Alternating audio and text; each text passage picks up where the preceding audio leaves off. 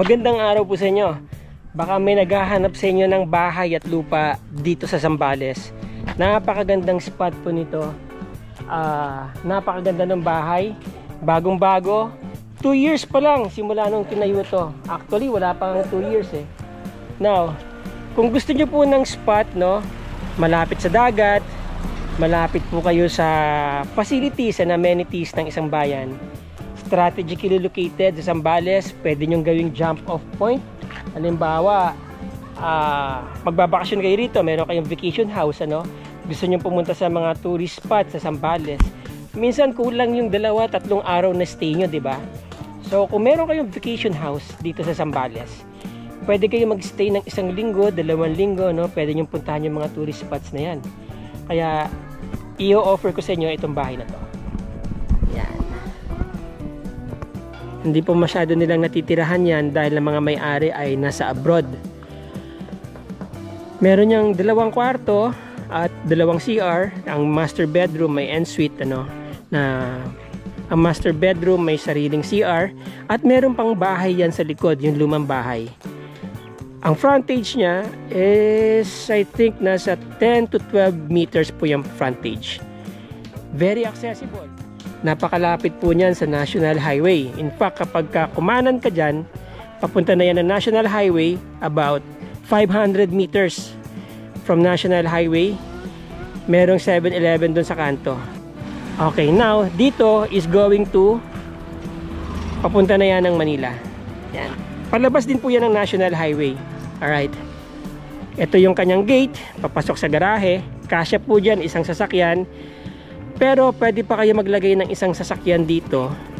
Naiinitan nga lang, kaya pwede kayo maglagay ng canopy dyan temporarily, halimbawa may mga bisita kayo. Simple lang siya, modern style bungalow. Maganda, mamaya punta pa tayo sa loob. Then as you see, nakabakod na po hanggang sa likod yan. Tapos ito ang pedestrian gate. Alaga sa pintura ang bahay, ano po, ang gate nila. Yun. Pinipinturahan to nung nung pinaka-caretaker nila dito. Okay.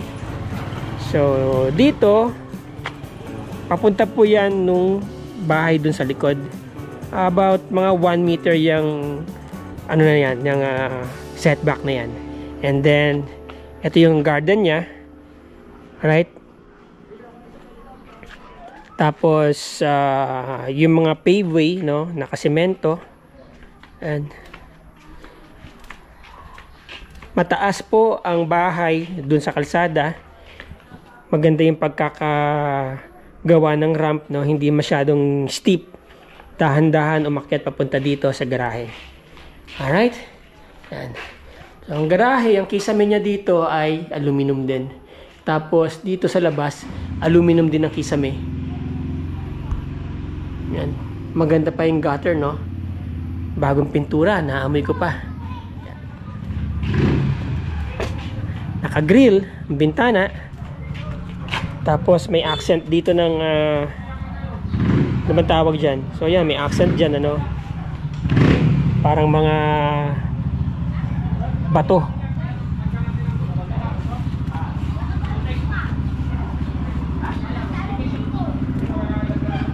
May pintuan dito. Papasok yan, sala. Tsaka dining area. Pasok tayo dyan mamaya sa bahay. Naka-grill lahat ng bintana, no? Yan. Tapos sa palibot niya ay naka-aluminum ang kisame. Spandrel. Alright, so ito yung isang bahay. Actually, ito kasi yung unang bahay nung in-acquire ng may-ari itong property, nakatayo na itong bahay dito. Hindi na nila pinagiba, inayos na lang nila. Now, dito, sa likod ng bahay na to, ng pinaka-main house, ay merong lanay. Ayan. Tapos, merong foyer. I don't know. Pero yan, merong ganyan dyan, ano. May kisame na ang kisame niya dito sa labas ay aluminum din. Kaya kapag umuulan, kahit na malakas ang moisture dito sa labas, hindi basta-basta masisira yung kisame, di ba? Ayan, no. Alright. Ayan. Ito yung kanilang ano, source ng tubig. Electric pump, mayroong ano dyan sa loob, pressure tank. And then meron pang ano dito, bomba, Jetmatic. Yan. Kaya walang problema kapag nawalan ng kuryente, wala kayong problema sa tubig. Maluwag pa dito sa likod. Ayan o. Pwede pa nga kayo maglagay ng parang mini garden nyo dito. Pwede pa kayo magtanim ng mga, let's say, papaya, no? Yan, ganyan. Mga gulay-gulay, yan sa gilid. Tapos naka-concrete na yung bakod dito. Hanggang dito. Dito, umatras pa siya ng konti eh. Yan o. Mula dito sa bakod na yan, kumain pa siya dito. Diba? Yun. Okay.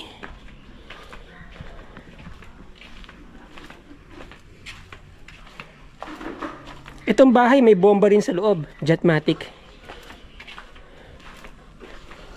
Kuya, anong mangga to?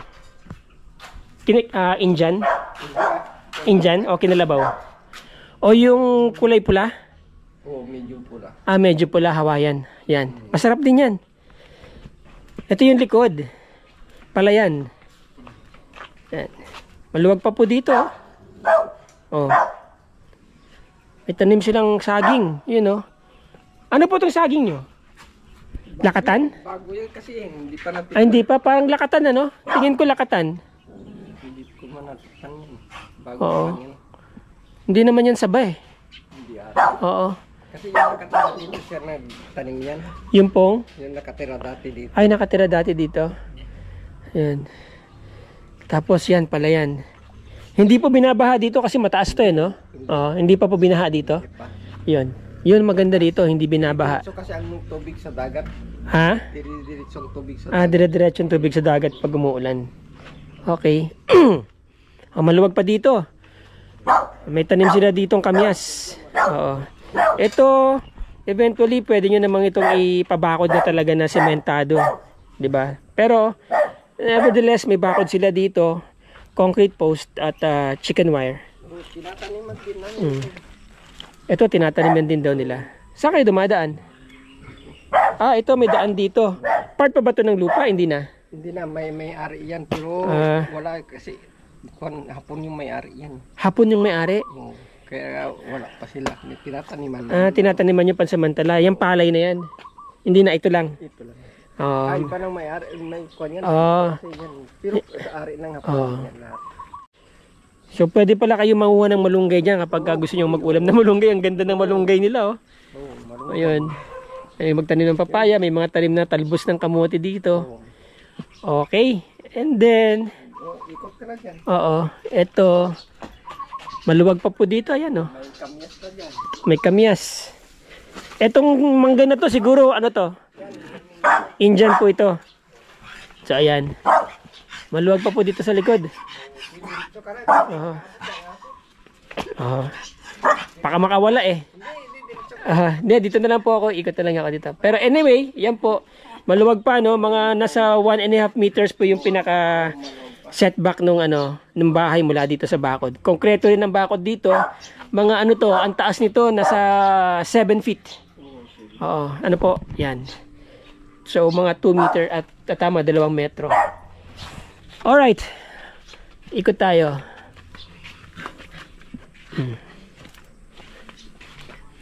Pasok tayo dito sa bahay. Yung unang bahay, no? Na, ibig ko sabihin ito yung pinaka-secondary house. Pero ito yung pinaka-unang bahay dito nung in-acquire ng may-ari yung property. Yan. Yun. Pwede nyo itong i-convert into yung alam nyo na, daily kitchen ninyo. Kasi maliit lang yung kusina dun sa loob ng bahay, yung pinaka main house. Dito kayo pwede maglagay ng talagang, yun na, alam nyo na, pag may mga bisita kayo, yung hatawan na lutuan, yan, dito. Tapos, pwede kayo maglagay ng laundry area, pwede nyo palagyan ng electric pump yan. Dito yung pinaka laundry area nyo. Ayan. May source na ng tubig dito. Ayan, o. Maluwag din yung bahay, no? Although na wala siyang kisame dito banda, pwede nyo naman palagyan ng kisame. Pero kung gagawin nyo lang utility area and utility room, okay na yan. Ano naman siya? maayos naman. Tapos may CR dito. Kaya kung meron kayong caretaker dito sa bahay or sa property na to, meron na siyang matitirahan. Hindi niya kailangan tumira doon sa pinaka main house. Meron na rin kwarto rito, malaki ano. Nilagyan lang nila ng division. Alright, yan. Bagong pintura itong lugar na to. Tapos dito, yan, may kisame na. Pwedeng, ito na yung pinakasala. Living area ng caretaker nyo. Or pwede nyo ring i-convert ito.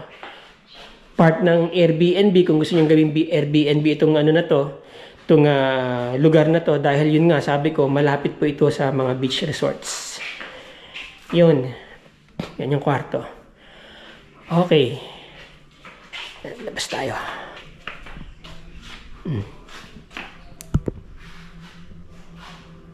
Nice. Alright. Doon na tayo pumasok sa main door. Ito nakadikit na sa bakod eh. Ito yung pinaka master bedroom eh. Diba? Well maintained ang bahay, no? Maganda. Sabi ko nga alaga sa pintura, oh. Bagong pintura po, oh. Kasama na po yung mga aircon sa presyo ng may-ari. Ayan. Diba? Maganda. Maraming downspout para hindi, ayan niya na, hindi maganda yung bagsak ng tubig. Merong ano dito, check valve sa CR. CR yan eh. Ayan. May split type aircons, no? Kasama na po yan sa presyo. Alright. Dito pwede pa kayo magtanim ng parang ang sarap magtanim ng mga, alam niyo na, ako feeling ko parang pag ako halimbawa nakatira dito, tataniman ko to ng mga papaya. Or yan, papalaki ako ng maganda yan. Atis, no? Anything na, alam niyo na, fruit bearings. Ano kaya to? Ano yata to eh? Rambutan. Ayan, may rambutan na dito. Oh. Diba? I think rambutan yan. Mababa lang po yan, di lumalaki yan. Tama-tama yan, pagka lumaki yan, yung sunlight cover dito, hindi masyadong mainit. Alright, pasok tayo sa loob ng bahay. Bago tayo pumasok, gusto ko lang ipakita sa inyo, ayan, naka-elevate na rin yung bahay, isang step. Yun. And then, ito ang pintuan, screen door, aluminum, analog. May mga switches dito. Yan. Ilaw, pin lights. Ito. Sa garahe yan, no. Alright. Yan. And then, ito na yung pinaka living area. Living room. Sala. Kasama na po yung split type aircon. Carrier yan. Okay. Magandang ilaw, Maganda pa ang kisame kasi nga bago itong bahay. Powder coated ang aluminum ng mga bintana, ang brace, smoke glass, mayroong screen. Malaki ang bintana, kaya maganda ang pasok ng liwanag sa bahay. Yun. Yun. By the way, nandyan ang sunrise. Nandun sa likod ng sunset. Ito yung pintuan kanina, palabas yan dun sa gilid. Napakaaliwalas ng bahay na to, no? Maliit siya, pero yun nga sabi ko, spacious, di ba? Bahala na kayong umintindi kasi hindi siya masikip, no? Although na hindi ganoon kalaki yung bahay, maganda yung pagkaka-layout, naka-open siya para ma-maximize yung space. So ito yung inyong kitchen or lababo, pwede kayo maglagay dito ng, alam niyo na, yung inyong pang mabilis ang mga pag-prepare ng food, no? Naka-tiles na yan ang counter. Ang ganda ng lababo. Very elegant, di ba? Sabi nga nila, ayan, no? ECQ. Parang quarantine na. Yan, ganda ng lababo. Okay? So, ito yung mga cabinets niya sa baba.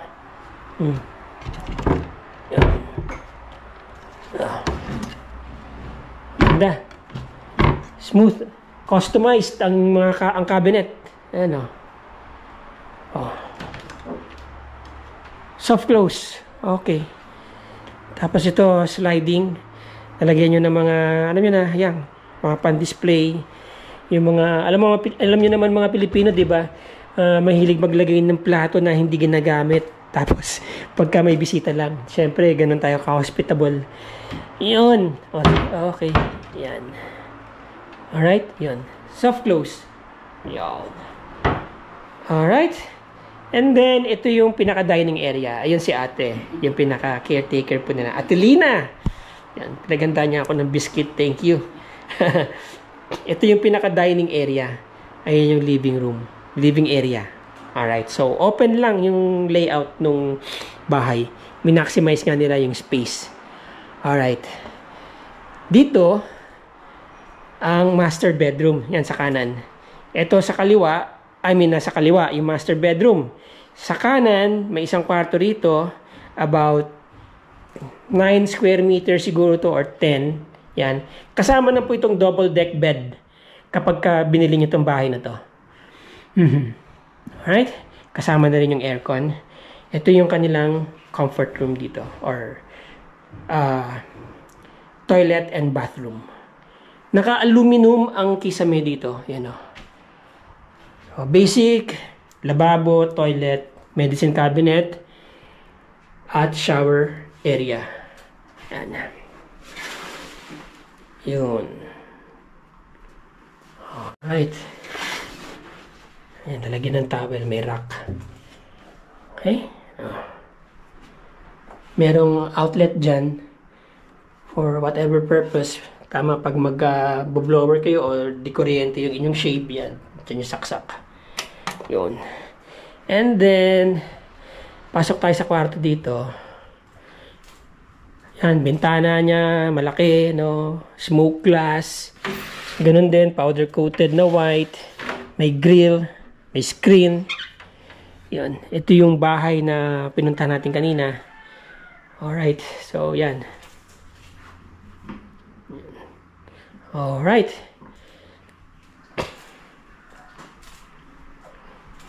Then, master bedroom. Ito. Ito na yung pinto palabas. Master bedroom.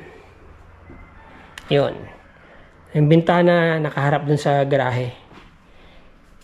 May mga provisions dito ng internet or CCTV siguro yan. Yan, may mga nakaabang pa dyan. Tapos, may mga saksakan, universal, outlets. Okay. Yan. Itong layout ng master bedroom.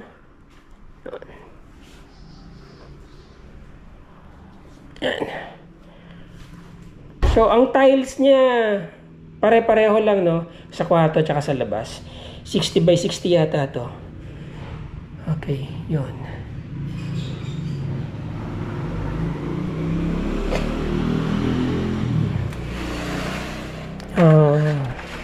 Yan. By the way, mga boss, mga ma'am, mga sir, no? By the way po, itong bahay na to, yung sasabihin kong presyo sa inyo kanina, merong libreng sasakyan. Kasama na daw yung car. Kasi nga, papunta na yung mga may-ari sa US. Ito ang CR ng master bedroom. Merong enclosed shower area dito. Alright, yun. Okay. Aluminum din ang kisame. No? Saksakan din doon. Medicine cabinet, lavatory, and water closet. Yun. May aircon na rin po dito. Kasama na yan sa presyo. Split type carrier. May area pa dito na pwede kayo maglagay ng table nyo, no? Pwede kayo maglagay dito ng cabinet din. Eventually. Tapos, ito ang view dito sa bintana. Yung bahay. Nakita nyo yun dun sa likod. Alright, yan. Ganda.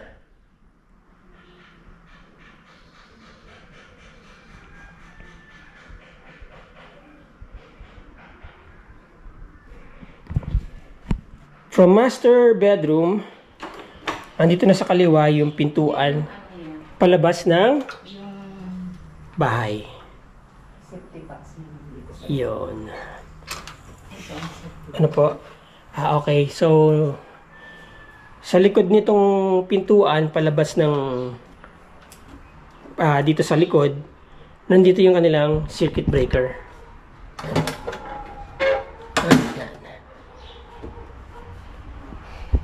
Okay. Detalye po tayo dito sa house and lot. Binibenta po ito ng may-ari ng 5.5 million. Kasama po yung sasakyan na nandiyan sa picture. Honda CR-V. Honda CR-V po yung sasakyan, ano? Honda CR-V na model 2010. Napaka-ideal po ng location ng house and lot na to. Kung gusto nyo po ng jump-off point dito sa Zambales, let's say gusto nyo ng vacation house, pwedeng jump-off point nyo to papunta sa iba't ibang lugar dito sa Zambales. Kasi ito pong Panan ay nasa boundary na ng Kabanggan at saka ng Botolan. Nasa gitna po ito halos ng Zambales. Ano po? So from here, going to, halimbawa, pupunta kayo ng Masinloc, pupunta kayo dun sa famous na Cotto Mines, mga 45 minutes. Or from here, pupunta po kayo ng, let's say, sa Anawangin Cove, isa ring famous na tourist spot dito sa Zambales, dito sa San Antonio, Zambales, another 30 or 45 minutes din. Pero kung dito lang kayo pupunta sa mga beach dito, marami rin po magagandang mga beach resorts dito, tsaka mga coastal areas, 10 to 15 minutes, nandiyan na po kayo sa tabing dagat. Dito naman po, sa harap ng bahay na to, about 500-600 meters na sa National Highway na kayo. Doon sa kanto, papasok dito, may 7-Eleven na dyan. So, meron ng 24 hours dyan na, kapag ka nag-craving kayo sa gabi, di ba? May pupuntahan kayo kagad. Napaka countryside ng lugar na to, napaka laid back, no? Pero, malapit kayo dun sa mga facilities at saka mga amenities ng bayan, ng Kabanggan at saka ng Botolan. Meron na rin mga, pag may 7-Eleven, may ATM na dyan, alam nyo na, may mga yung mga basic needs na kailangan ninyo, nandiyan lang. So, maganda po ang internet signal dito, ganda ang signal ng mga networks, maganda ang signal ng internet. Alright, so yung mga interesado po dyan na ma-acquire itong property na to, nandiyan po yung aking, yan po yung aking Globe number, ang aking Viber, WhatsApp, nandiyan po yung aking email. Kontakin nyo po ako, tawagan nyo ako, sasagutin ko po kayo. Hindi ko man kayo masagot agad, sasagutin ko po kayo within 24 hours. Pwede nyo rin po akong kontakin or reach out sa aking messenger through my Facebook link, Facebook account. Nandyan po sa baba, sa description, sa baba ng video na yan. Ano po? And hopefully, na-present ko po sa inyo ng maayos itong property na to. For your further inquiries, kontakin nyo lang ako. For your visitation, mag-schedule po tayo ng visitation ninyo, kontakin nyo lang po ako. Alright? Again, maraming salamat po mga boss, mga ma'am, mga sir. Till the next video. Ciao!